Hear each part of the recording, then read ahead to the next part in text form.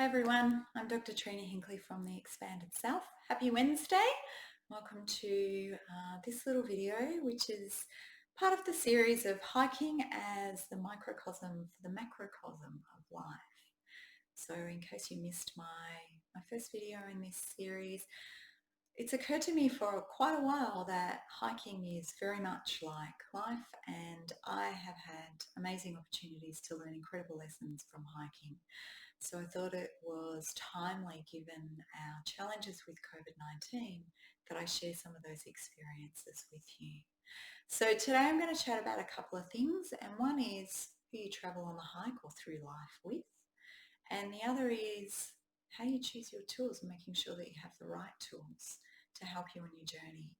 So who you travel through on the hike or through life with, really the options are three here.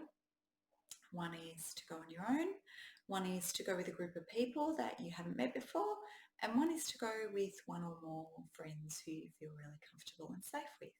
And of course they each have their opportunities and disadvantages. So hiking alone, I actually love hiking alone, it's really lovely, allows time for self-reflection, contemplation, allows you to gain clarity. So for me, hiking alone, there's no one to talk to, there's no one to try and interact with or impress or keep up with or wait for. So it allows my mind just to percolate on whatever needs to be processed, and I find I get quite a lot of clarity in that process. Hiking alone also offers the opportunity to develop self-sufficiency, so I can't rely on anybody else to help me if the going gets tough, and I don't need to support anybody. I'm not responsible for anybody else if the going gets tough for them. It also allows you to develop a self-confidence that is really quite powerful, that you can take back into your everyday life. So I find with hiking alone, it can be quite challenging in terms of, you might be out there for a couple of weeks or more on your own, and I have a friend who hikes very, very long distances on her own. And you really need to be self-reliant and confident in what you're doing and comfortable with spending that amount of time with yourself. You could choose to hike with a group. So the way that I've done this is through Meetup, and I'm sure many of you are familiar with Meetup.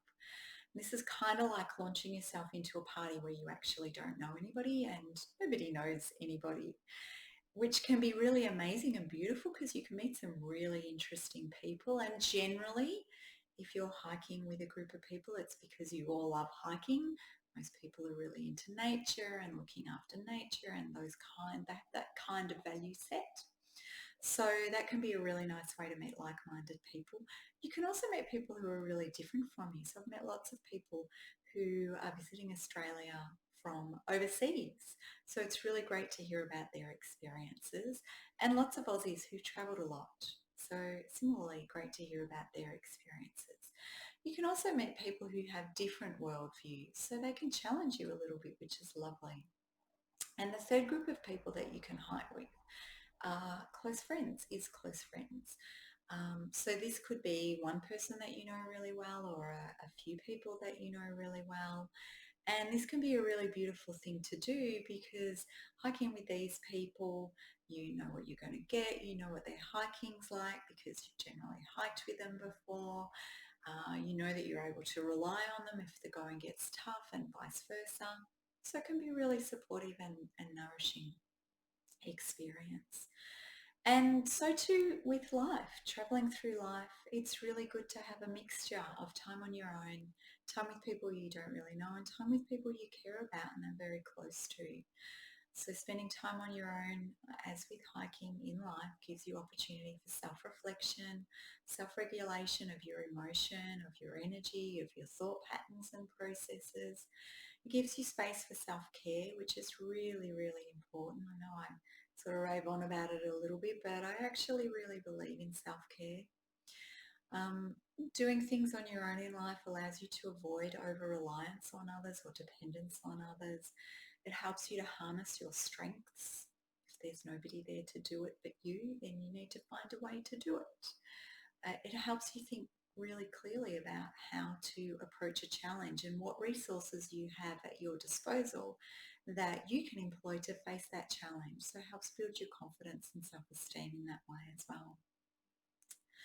And similarly to hiking, when we launch ourselves into a group of people that we don't know, there are all sorts of wonderful opportunities and challenges. We might end up with a group of people. So think about starting a new job, for instance. We might end up with a group of people who we're actually not really compatible with, and that can be quite challenging. But more often than not, I find what happens is that we meet people who we do have some connection with. We are able to talk with them and learn from them, and they give us opportunity for growth. Generally, if we're in a similar place with people in day-to-day life as with hiking, we're all there for a similar reason, or sometimes a few shared reasons, and so that offers us the opportunity to connect on those levels. And then the final group of people that you might choose to spend time with are people that are known to you. So these might be people that you have healthy and well-founded relationships with. They could be family members, they could be close friends, they could be colleagues who you feel particularly comfortable with. Spending time with these people allows you to nourish yourself, give and receive support, compassion, and empathy, and to celebrate your achievements. It's something I think we don't do enough of. Celebrating with people that you care about and are connected with is really valuable. And the other point that I wanted to talk about today is making sure that you have the right tools. So I talked in the last video about what goes in your pack. So this is more about thinking about how you make some of those decisions. So I have some staples that I put in my pack when I go on multi-day hikes. So my tent for shelter, my hiking poles to give me stability and support and help me navigating tricky obstacles like rivers or hills, my sleeping setup, my cooking setup, food and water, those sorts of things. If the weather's looking particularly cold, I'll chuck in my down jacket. If it's looking particularly wet, I'll throw in my waterproofs. And all of those things serve a purpose. And generally I pick them based on the purpose that I need them for, and I'm really careful about not overpacking, not putting in my down jacket if it's going to be 35 degrees every day, because I'm not going to need it. By the same token, there are some things that I always take, like my sleep system and my tent, because I like to sleep in a tent. Some people will just sleep in their bags, and that's okay. But I prefer to have a tent to protect me and my gear from critters. And check out my blog on the possum in the night, which was one of my first ones, if you want more insight into critters in the night in a tent. So thinking about life, what are the tools that you need to navigate you through life? One of the really important ones is a plan. So one of the things I always take with me is a map. Always I plan my hikes before I go. I know more or less the route I'm going to take, and I make sure I have a decent map with me and a way of navigating on that map, using that map. Likewise in life, if you don't have a plan, you might end up just wandering round and round in circles. Now that can be okay sometimes for a period of time, more or less time, depending on your personality and makeup. But for most of us, we kind of want to go somewhere. Most of us want to achieve something, get somewhere, meet people, do something. So we need to have at least some sort of a plan and at least some idea of how we're going to bring that plan to life. So that's one of the tools that you might have. And then you might need some tools or resources to help you achieve that plan. So that could be something like formal education. It could be a qualification or a weekend workshop. It could be personal development opportunities. So that could be counselling, coaching, spiritual or energetic courses, those sorts of things. It could be meeting a variety of people, as I talked about before, and enjoying the opportunities that meeting a diversity of people offers.